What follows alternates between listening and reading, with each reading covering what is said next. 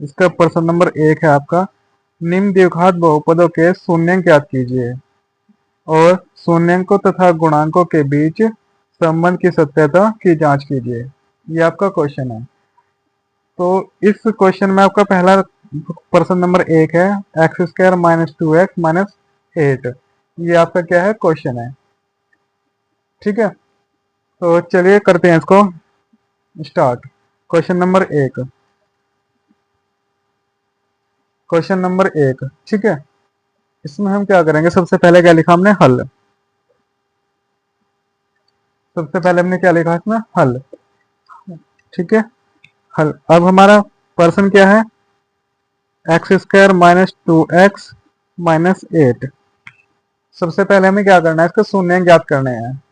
शून्य ज्ञात करने के लिए हम इसमें क्या करेंगे, जो ये हमारा 8 है, इस 8 को हम ऐसे फैक्टर में तोड़ेंगे ताकि हमारा मल्टीप्लाई करने के बाद तो 8 आए और घटाने के बाद हमारा 2 आए, क्योंकि यहाँ पे जो चिन्ह होता है उसके अकॉर्डिंग हमारे इसके फैक्टर आते हैं, माइनस या प्लस के।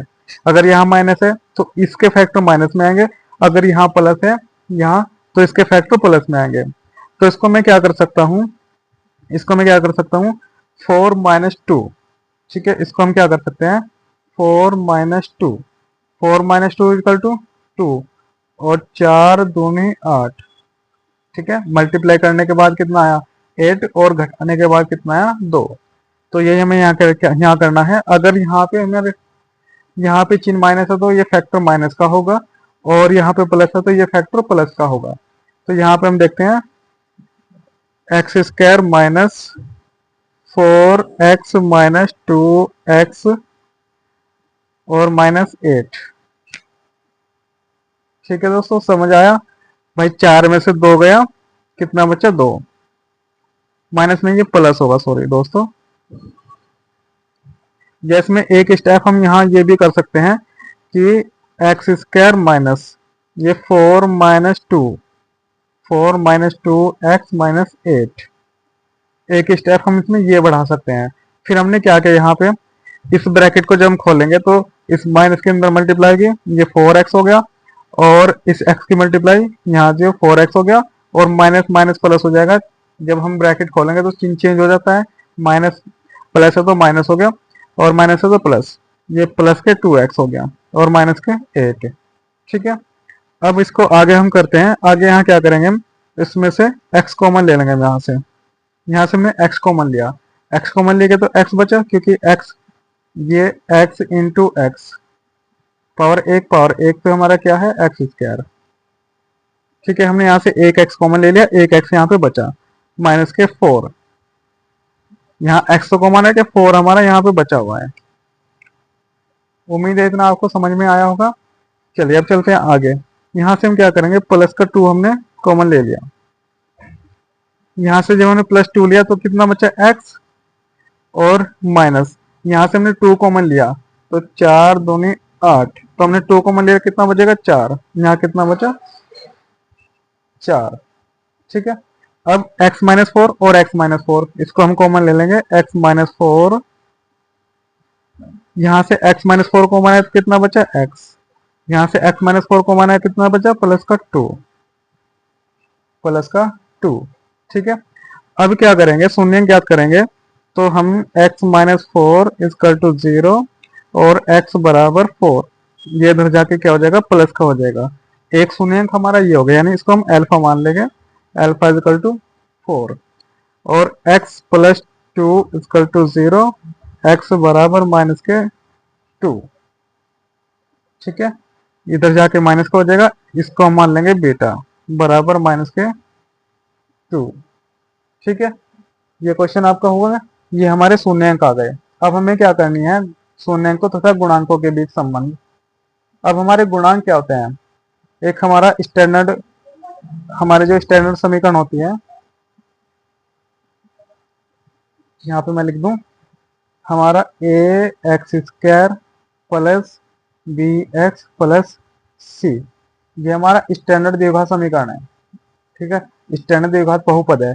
इसमें जो एक्स स्क्वायर का गुणांक होगा वो हमारा ए होगा, ए का मान होगा, जो एक्स का गुणांक हमारा बी का मान होगा, जो अचर पद है हमारा सी का मान होगा।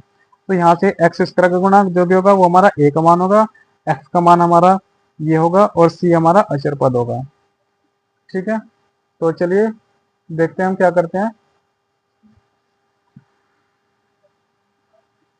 शून्यांकों तथा गुणांकों के बीच संबंध की सत्यता करते हैं। शून्यांकों तथा गुणांकों के बीच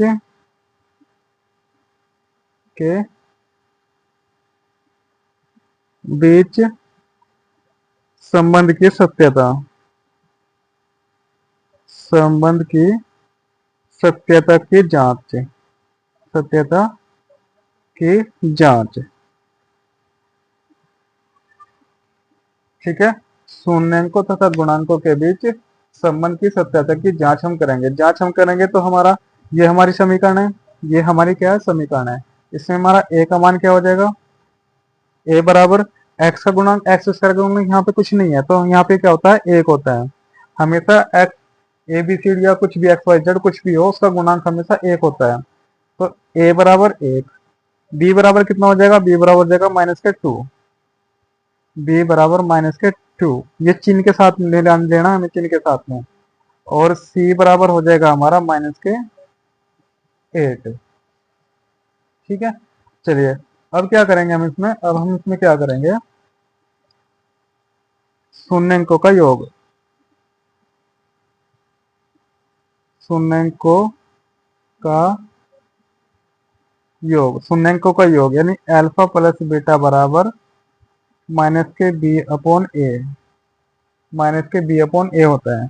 तो अल्फा का मान कितना, यहाँ से 4 माइनस ये प्लस, बीटा का मान कितना माइनस के 2, ये माइनस के 2 बराबर, बी का मान कितना है, बी का मान यहाँ से हमारा माइनस के 2 है, ये माइनस ऑलरेडी है माइनस के 2 और बटे में ए का मान कितना 1।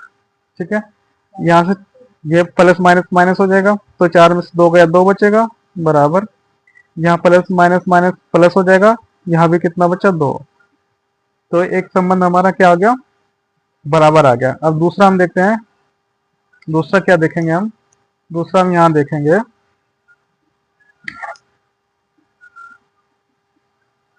दूसरा हम यहाँ क्या देखेंगे, शून्यांकों का गुणनफल, शून्यांकों का गुणनफल। ठीक है, शून्यांकों का गुणनफल यानी अल्फा इंटू बीटा बराबर सी अपॉन ए। ठीक है, अल्फा इंटू बीटा बराबर सी अपॉन ए।